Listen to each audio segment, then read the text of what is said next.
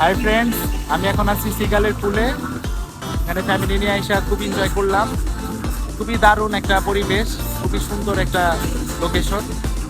এখানে ফ্যামিলির সাথে খুবই সুন্দর কোয়ালিটি একটা টাইম স্পেন্ড করলাম, খুবই ভালো লাগলো। আজকে বিকালটা অনেক বেশি রঙিন হয়ে থাকলো এই পুলের টাইমটা। আশা করি আপনারাও সিগালে আসলে এখানে খুব কোয়ালিটি টাইম স্পেন্ড করতে পারবেন, খুব ভালো লাগবে।